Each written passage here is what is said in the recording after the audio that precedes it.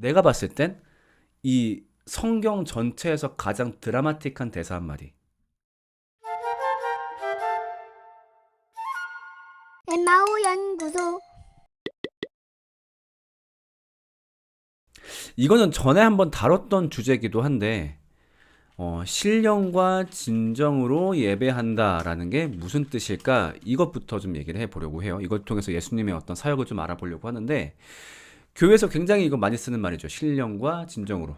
자, 보통 교회에서 이 구절들을 많이 언급하죠. 특히 어떤 예배 전에 이 구절을 읽을 때가 많아요. 그러니까 하나님은 여기시니 예배하는 자는 신령과 진정으로 예배할지니라, 이런 것들을 많이 읽죠. 이 말씀이 이제 요한복음 4장 24절 말씀인데, 근데 문제는 이 말을 어떻게 해석하는 경우가 많냐면은 이거를 어떤 예배 드리는 사람들의 마음가짐을 다잡아주는 어떤 지침 내지는 명령으로 해석할 때가 많아요. 신령과 진정으로 예배할지니라. 그러니까 지금부터 예배하니까 똑바로 마음 다해서 진정으로 예배합니다.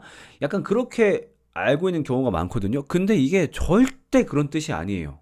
왜냐면 일단 이 말씀이 그 들려진 상황을 한번 얘기해 보면은 이게 예수님이 누구한테 한 말이었냐면은 예수님이 사마리아 여인에게 하신 말씀이었거든요. 근데 사마리아 여인이 이 말을 들었어. 이 말을 듣고 나서 반응이 어땠냐면은 이렇게 반응을 합니다. 자, 그 여자는 물동이를 버려두고 동네로 들어가서 사람들한테 말하였다. 이렇게 말을 하거든요. 그러니까 여자가 너무 좋아가지고 너무 신나가지고 자기가 갖고 왔던 물동이도 버려두고 동네에 들어가서 외친 거야. 여러분 신령과 진정으로 예배한대요. 막 이렇게 너무 신나서 외친 거지.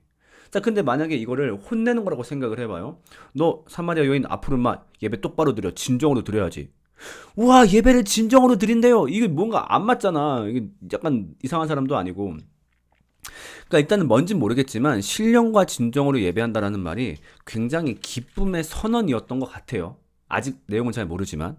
근데 이걸 왜 이렇게 오해하냐라고 한다면은 보통 그것 때문에 그래요. 그 신령과 진정으로 예배한다라고 할 때 이 진정이라는 단어 번역 때문에 제 생각엔 이건 좀 대표적으로 잘못 번역된, 그러니까 이게 개역 한글의 번역이었었는데 좀 대표적으로 잘못 번역된 단어 중에 하나인 것 같아요. 왜냐면 우리가 보통 이제 진정으로 보통 진정이라는 단어를 그럴 때 많이 쓰잖아요. 뭔가 마음을 다해서 성심성의껏 하다 보니까 충분히 생길 수 있는 오해 같아. 그래가지고 우리가 요새 보는 개역 개정에서는 뭐라고 바꿨냐면은 영과 진리로 이제 이런 말로 바뀌었죠.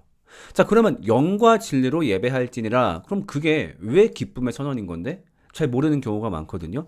그래서 오늘 이것이 어떤 의미인지, 그리고 이것이 예수님의 사역을 어떻게 드러내고 있는지 여기에 대해서 한번 얘기해 보려고 합니다. 자, 일단은 간단하게 역사적인 맥락을 조금 알아야 돼요. 근데 정말 쉽게 갈 거니까 쫄지 마세요. 이스라엘이라는 나라가 이렇게 있습니다. 근데 이스라엘이 우리나라랑 좀 비슷한데 분단의 아픔을 겪었었죠. 그러니까 이스라엘의 왕 사울, 다윗, 솔로몬을 거치면서 이제 최고의 전성기를 맞이했다가 이 왕국이 남북으로 분열되게 됩니다. 그래서 남유다와 북이스라엘 이렇게 분열을 하게 되죠.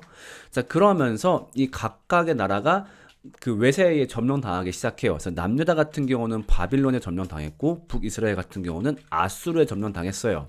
자, 근데 이 아수르가 이 점령한 지역에다가 조금 특이한 정책을 펼쳤어요. 그건 뭐냐면은 민족 혼합 정책이었던 거죠. 그러니까 이 민족들이 갖고 있는 우리는 이스라엘이냐 라는 그 생각을 흐리게 만들자. 어떻게? 여기다가 이주민들을 정착시키고 결혼도 장려하고 어떤 이들의 그 이스라엘이라는 정체성, 문화, 종교 이런 것들을 되게 흩어지게 만들자. 이게 아수르의 정책이었어요. 그러면서 이 아수르의 사람들이 막 정착한단 말이야. 그러면서 이 민족성이 되게 흐려졌어요. 그래가지고 나중에 이 두 국가 모두 바빌론과 아수르에서 해방이 됩니다. 해방이 되면서 남유다 같은 경우는 되게 유대의 정체성을 잘 가지면서 유대가 됐죠. 그 다음에 북이스라엘 같은 경우는 민족의 정체성이 흐려집니다. 그러니까 아까 얘기했던 혼합 정책 때문에 그래서 이 지역이 사마리아가 돼요. 자, 그러면서 또 북이스라엘이 또 나누게 되는데 사마리아 북쪽에 있는 갈릴리 같은 경우는 유대랑 좀 친해. 그러니까 여기는 그래도 유대랑 정체성을 많이 공유하고 있어. 그래가지고 이런 구도가 예수님이 활동할 때 그때 당시 이스라엘 지도가 이렇게 돼요. 그래서 갈사유 해가지고 갈릴리하고 유대는 좀 서로 친한데 사마리아하고는 다 안 친해. 왜냐면 쟤들은 민족성이 섞인 더러운 놈들. 그러니까 사마리아도 그렇게 얘기 들으니까 빡칠 거 아니야. 그러니까 당연히 서로 관계가 안 좋은 거죠. 자, 그런데 예수님이 갈릴리에 계시다가 이제 유대로 가야 되는데 보통 사이가 이렇게 안 좋다 보니까 사마리아를 거치지 않고 이렇게 돌아갔단 말이에요. 근데 예수님이 일부러 사마리아를 거쳐 가십니다. 사마리아를 거쳐 가는 와중에 이런 일이 발생했던 거죠. 자, 그런 와중에 이 우물가에서 누구를 만납니까? 사마리아 여인을 만나게 되죠. 사마리아 여기 살고 있는 여인. 여기가 지금 이야기의 배경입니다. 자, 이 상태에서 이제 오늘 이야기가 시작이 되는 거예요. 처음에 예수님이 사마리아 여인한테 가가지고 갑자기 내가 봤을 땐 좀 그런 맥락인 것 같아요. 약간 플러팅을 해요. 플러팅을 가가지고 거기 물 한 잔 얻어 마십시다. 이렇게 얘기를 하는 거죠.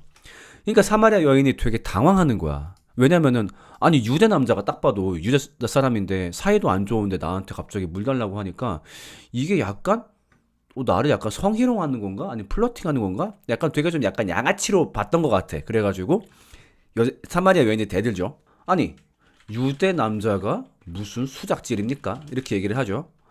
그러니까 예수님이 여기서 플러팅을 한 번 더 해.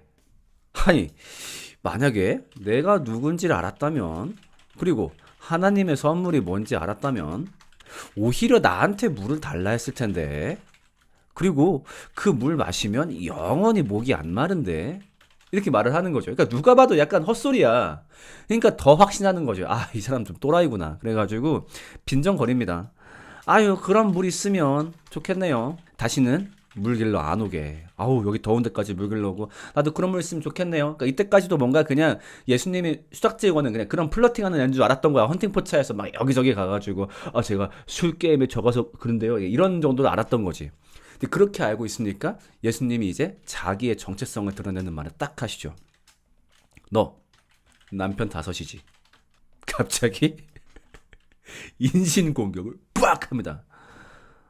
그러니까 정확하게 말하면 이렇게 돼요. 그러니까 너 남편 데리고 와볼래? 못 데리고 오는 거죠. 너 남편 다섯이지? 그리고 지금 같이 살고 있는 그 사람도 네 남편 아니지? 갑자기 인신공격을 빡 들어갑니다. 이래도 되나 싶을 정도로. 근데 여기서 사마리아 여인 반응이 좀 대단해. 여기서 빡친 게 아니라 감을 딱 잡아요. 아, 이 사람 선지자구나.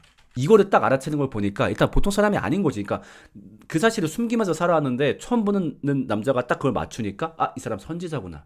그리고 뭔가 되게 하나님의 말씀을 전하러 나한테 왔구나. 그래서 그 감을 잡아요. 그래서 그 다음에 바로 그 뭘 물어보냐면은 자기 마음속에 있던 불안함을 물어봐요. 그게 뭐냐면은 이제 요한복음 4장 20절에 이렇게 나옵니다. 아, 선지자셨군요. 제가 궁금한 게 있어요. 그게 뭐냐면은 그 유대 민족들이 말하기를 하나님을 예배할 때 시온산에서 예배해야 된다 이렇게 말하더라고요. 그런데 저희는 여기서 그러니까 그리심산이라는 곳에서 예배하거든요. 저희 이래도 되나요? 이런 식으로 자기가 갖고 있던 불안함을 선지자인 것 같은 사람한테 꺼내놓은 거죠. 배경 설명을 좀 해볼게요. 갑자기 시온산 나오고 그리심산 나왔으니까 이게 무슨 말이냐? 아까 여기 지도로 다시 한번 돌아왔습니다. 자, 이렇게 갈릴리, 사마리아, 유대 이렇게 갈라져 있는데 문제는 뭐냐? 그 하나님이 예배하라고 정한 산이 있어요. 하나님이 여기는 내가 거할 곳이다. 여기서 예배 제사 해라. 그게 어디냐? 바로 시온산이에요. 근데 시온산이 어디에 있냐? 유대에 있는 거지. 유대에 여기 시온산이 있습니다. 참고로 여기 근거 구절 한번 보여줄게요. 잠깐만.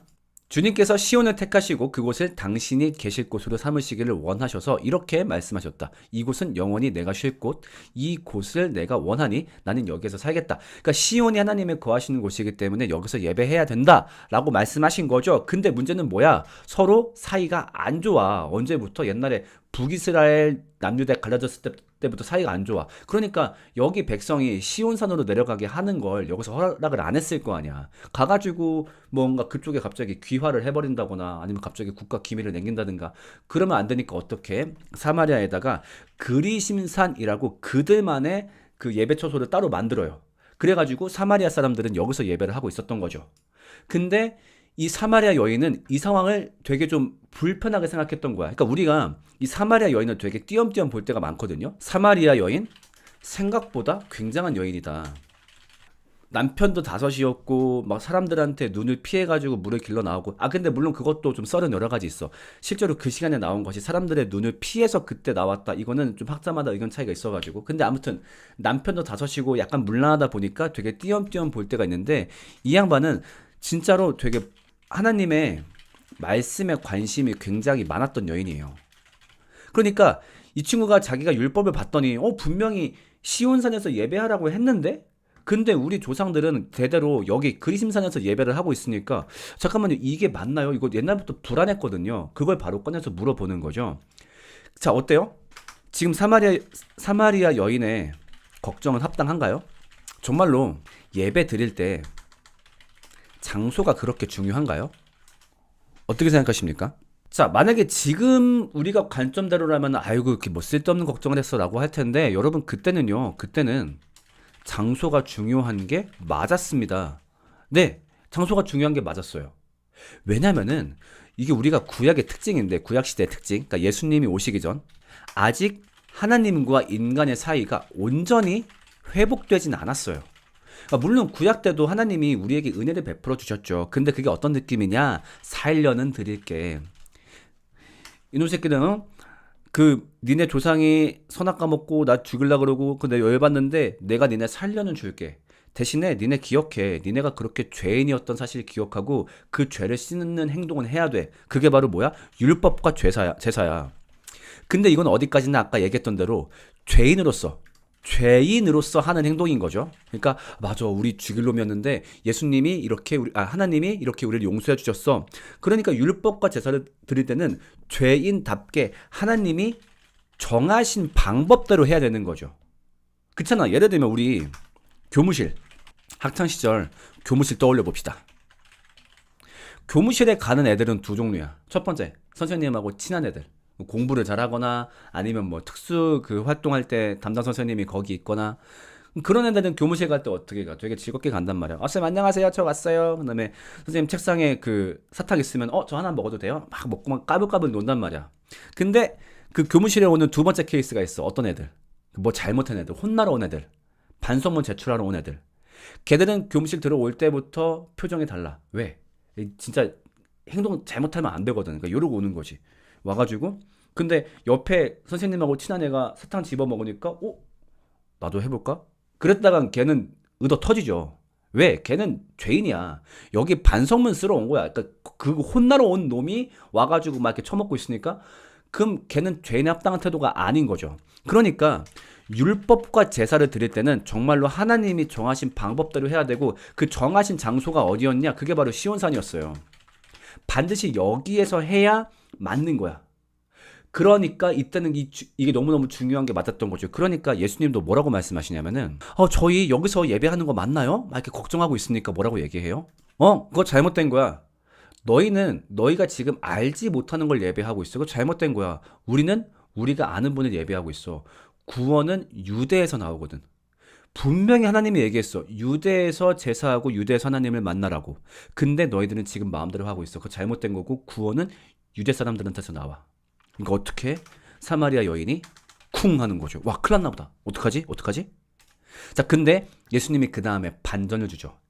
그런데 너희가 앞으로 말이야, 아버지께 예배할 때 이 산에서 예배드려야 한다거나 아니면 뭐 예루살렘에서 예배드려야 한다거나 이런 식으로 장소가 중요하지 않을 때가 올 거야 라고 말씀하세요. 왜냐면은 왜? 이제 예수님이 하나님과 인간 관계를 회복시킬 거거든. 그러니까 구약은 죄인인데 참아준다 이거였다라고 한다면은 예수님이 와가지고 아니 그 죄인이라는 사실마저 잊어버리도록. 왜냐면 본인이 그 죄를 가져가서 본인이 죽을 거니까. 그래서 예수님이 오시면은 그때는 그때는 죄인인데 참아준다가 아니라 신약이 되면은 그냥 너 죄 지었냐? 무슨 소리야? 넌 내 아들이야. 이런 식으로 완벽하게 하나님과 인간과의 관계가 아버지와 아들 간의 관계로 바뀌게 됩니다. 예수님 덕분에. 그러면서 그때는 아까 얘기했듯이 죄인의 태도가 아니니까 장소가 뭐가 중요해. 하나님만 기뻐한다면 예배할 수 있는 거지. 그러니까 그렇게 될 때가 곧 올 것이다 라고 얘기하면서 우리가 알고 있는 그 구절을 말씀하십니다. 사마리아 여인아, 잘 들어봐. 참되게 예배를 드리는 사람들은 영과 진리로 아버지께 예배를 드릴 때가 와.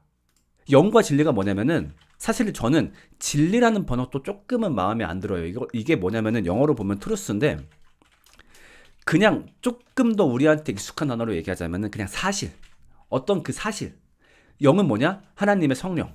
그러니까 예수님이 너희와 하나님의 관계를 회복해 주셨다라는 그 사실 기억하고 동시에 그 사실을 믿어지게 해 주시는 성령님만 너네한테 거하고 있다면, 그러니까 예수님의 구원을 알고 그 구원을 기쁘게 해주시는 성령님만 있다라고 한다면은 너희들은 언제든지 어떻게든 예배할 수 있어. 그리고 그때가 올 거야. 라고 말씀해 주시는 거죠. 왜? 이제는 그 관계가 회복이 되니까. 그러니까 사마리아 여인이 바로 기뻐했나요? 아니요. 의외로 사마리아 여인이 이걸 알고 있네? 이거 알고 있어요. 저 근데 그거 알고 있어요. 저는 그리스도라고 하는 메시아가 오실 걸 알고 있어요. 그가 오시면 우리한테 모든 걸 알려주실 겁니다. 그러니까 얘가 자기가 율법을 공부해봤던 거지. 율법을 봤더니 메시아가 온다고 하시네. 참고로 메시아, 그리스도 같은 말입니다. 이거는 히브리어, 이거는 헬라어. 아무튼 메시아가 오면은 그게 가능하다고 저도 알고 있어요. 말씀하신 것들은 메시아가 왔을 때 그때 비로소 가능한 거 아닌가요? 라고 말을 하는 거죠. 그러니까 예수님이 뭐라 했을까? 내가 봤을 땐 이 성경 전체에서 가장 드라마틱한 대사 한 마디. 예수님이 말씀하십니다. 내가 바로 그라. 이건 진짜 명대사지. 이제는 영과 진리만 있으면 우리가 영과 진리만 있으면 예배할 수 있다고요? 맞아요. 저도 알고 있어요. 근데 그거는 메시아가 왔을 때 가능한 거잖아요. 씩 웃으면서 내가 바로 그 메시아야. 사마리아 여인이 소름이 싹 돋으면서 우리가 아까 맨 처음에 봤던 그거, 자기 물동이를 버려두고 사람들한테 막 달려갑니다. 저 쾅쾅쾅 문을 두들겨요. 여러분 나와보세요. 우리가 영과 진리로 예배할 수 있대요. 여러분, 우리 그동안 불안했잖아요. 여기서 예배해도 되나? 근데 더 이상 그게 중요하지 않을 때가 왔대요. 왜냐면요, 제가 지금 메시아를 만났거든요. 그래가지고 사마리아 사람들이 환호성을 지르면서 뛰쳐나옵니다. 그래가지고 예수님을 만나고 예수님의 구원의 복음을 듣고 다 같이 예수님의 제자가 되죠. 이것이 바로 사마리아 여인에게 일어났던 사건이었고, 이것이 예수님의 사역이 우리한테 어떤 의미를 뭐야 또 이거 지니는지 굉장히 잘 보여준 사건이다라고 생각을 해요. 그러니까 다시 한번 우리가 영과 진리로 예배한다. 이게 무슨 말이라고요? 영과 진리로 예배할지니라, 영과 진리로 예배할지니라. 이거는 무슨 어떤 그런 이제 권면이라든가 지침 그런 얘기가 아니라 기쁨의 선언인 거죠. 너네 옛날에는 마음대로 예배 못했어. 왜? 하나님과 관계가 똑바르지 않았으니까. 근데 내가 그 관계를 회복해 줄 거야. 이제 너희는 죄인인데 그걸 참아준다, 이런 개념이 아니라 정말로 그 죄조차 없는 완벽하게 아빠와 아들 사이가 될 거야. 니네 이제 영과 진리만 있다면 언제든지 예배할 수 있어. 이 선언이 담긴 말이 바로 이 말이었던 거죠. 사마리아 여인이 기쁠 수밖에 없었겠죠. 그리고 우리도 기쁠 수밖에 없는 얘기인 거죠. 그러니까 이게 참 재밌단 말이죠. 구약이라는 책을 보면요, 결국 이건 무슨 책이냐? 인간이 얼마나 악하고 답이 없나, 여기에 대해서 설명하는 그 책이에요. 그러니까 하나님 사랑해라, 이웃 사랑해라, 이 두 가지를 계속 실패한단 말이에요. 심지어 지금 본문에 나오는 사마리아인들 하는 꼬라지 봐봐. 하나님이 분명히 하나님 사랑하는 방법을 알려줬어. 그게 바로 뭐야? 제사하는 거. 니네 율법 지켜. 못 지키겠대. 오케이, 알았어. 그러면은 제사 지내. 제사 지내면 내가 용서해 줄게. 근데 그 방법이 있어. 시온산에서 제사해. 근데 시온산에서 해요, 안 해요? 안 해. 왜? 유대 가기 싫다, 그거야. 정치적인 이유로, 감정적인 이유로 그거 하기 싫대. 하나님 사랑, 하나님 명령 따르기 싫대. 근데 이거 누구의 모습이에요? 이거 우리의 모습이거든. 우리 똑같잖아. 우리 살면서 하나님이 기뻐하는 일, 하나님이 기뻐하는 말, 하나님이 기뻐하는 감정 알아요, 몰라요? 대부분 알아. 근데 그거 해, 안 해? 안 한다고. 왜? 내 감정이 더 중요하니까. 그런 우리가 하나님한테 용납받을 수 있다? 이건 불가능한 거죠. 그러니까 하나님한테 우리는 어찌 보면 쳐맞을 수밖에 없는 존재인 거야. 하나님 사랑을 싫어하니까. 그래서 어떻게 했다고요? 예수님이 그 관계를 대신 회복시켰다고요. 그러니까 우리도 사마리아인들과 똑같이 구원에서 밀려난 존재들이고 왜 하나님 사랑을 싫어하니까 그 구원에서 벗어날 수밖에 없는 존재인데 예수님이 오셔서 한 일이 뭐라고요? 그 관계를 회복시킨 거. 우리가 하나님을 안 사랑하니까 하나님보다 내 감정이 더 중요하니까 그래서 어떻게 해요? 하나님 사랑을 못하니까 너무나 재밌는 거 하나님이 우리를 그냥 먼저 사랑해버린 이야기. 아무런 대가도 없이. 이게 저는 기독교가 가진 가장 놀라운 강점이라고 생각을 해요. 이게 너무너무 감사한 거지. 그러니까 보통 우리가 알고 있는 종교적 개념이 어때요? 지성이면 감천이다. 그러니까 이건 뭐야? 우리가 먼저 신에게 뭔가를 올려. 그게 어떤 공덕이 되었든 사랑이 되었든 뭔가를 올려. 그러면 위에서 딱 보고 있다가 이게 쓸만한데? 뭐 주고. 이게 기본적으로 알고 있는 종교관인데 기독교는 이거를 전면으로 뒤집습니다. 인간이 하나님을 못 사랑해. 안 사랑해. 그래서 어떻게 해? 하나님이 그냥 사랑해 버리신 거야. 그러니까 마치 나 엄마 싫어. 나 아빠 싫어. 막 애들 그렇게 말할 때 있단 말이야. 근데 그걸 그냥 품어버리신 거지. 이게 바로 기독교의 사랑의 방식. 그래서 인간이 하나님을 싫어하니까 하나님이 그냥 인간을 엄청나게 사랑해버림으로써 그 관계를 회복한 이야기. 그래서 제가 제일 좋아하는 성경 구절. 사랑은 여기 있으니 우리가 하나님을 사랑한 것이 아니요. 하나님이 우리를 사랑하사 우리 죄를 속하기 위하여 화목제물로 그 아들을 보내셨습니다. 세상에 이런 경전이 어딨냐고. 우리가 하나님을 사랑한다는 걸, 우리가 하나님을 사랑하지 못한다는 것을 먼저 인정해. 먼저 깔고 가, 그거를. 야, 니네 하나님 사랑할 수 있냐? 못해. 우리 그거 못해. 그래서 하나님이 먼저 우리를 사랑해 버렸어. 이 놀라운 이야기가 기독교에 있는 이야기인 것이고 예수님이 우리한테 보여준 그 사역 방식이다 라고 하는 거죠. 커피 한 잔 드세요. 감사합니다.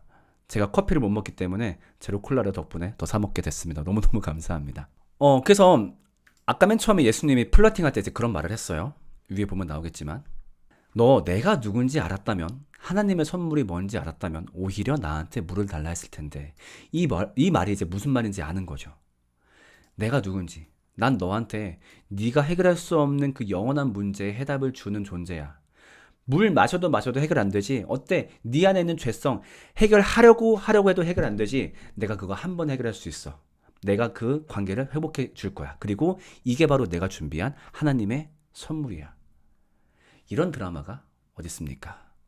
그래서 정말로 이 아까 얘기했던 영과 진리로 예배한다라는 사실은 우리한테 주어진 너무너무나 기쁘고 놀라운 선언이었다라고 말할 수 있을 것 같아요. 그러니까 물론 예수님의 이 이야기를 플러팅이라고 안 보는 해석들이 더 많은 건 사실인데 솔직히 내가 봤을 땐 그냥 플러팅 같아. 저는 성경을 보면은 예수님이 굉장히 위트 있는 사람이었을 거라고 추측이 되거든요. 예수님이 비유를 쓰는 거라든가 어떤 농담이나 그런 장난 같은 것도 좋아하시는 걸 보면은 이분은 굉장히 위트 있는 분이었다 때문에 그 사마리아 여인한테 다가갈 때 처음에 그 경계를 허물게 하기 위해서 어떤 플러팅하는 느낌으로 갔지 않았을까 가가지고 그 사마리아 여인도 여러 가지 감정이었을 거예요. 그러니까 보니까 얘는 유대 남자인데 왜 나한테 말을 걸지? 이것도 되게 당황스러웠을 거 아니야. 그러니까 오히려 유대 남자가 나한테 뭔가 복음을 전하려고 한다. 뭔가 성경적인 말을 하려고 한다. 초반부터 이거였으면 진짜 거부감 들었을 거야. 근데 오히려 유대 남자가 약간 수닥질을 걸려고 한다 하면 조금 이해했을 것 같은 거지. 보면은 사마리아 여인이 남자가 다섯이라고 얘기하잖아요. 그러니까 약간 남자 관계에도 익숙하고 남자도 잘 알고 약간 성적인 오픈 마인드가 좀 있었다 보니까 오히려 뭔가 그런 남봉꾼 이미지로 접근했을 때 좀 사마리아 여인의 경계를 풀기도 쉽지 않았을까. 그래서 예수님이 그것을 활용하지 않았을까라고 하는 제 개인적인 뇌피셜을 좀 주장하는 바입니다. 아무튼 예수님의 다른 만남을 또 얘기해 보려고 해요. 자, 그 다음 또 가보겠습니다. 잠깐만.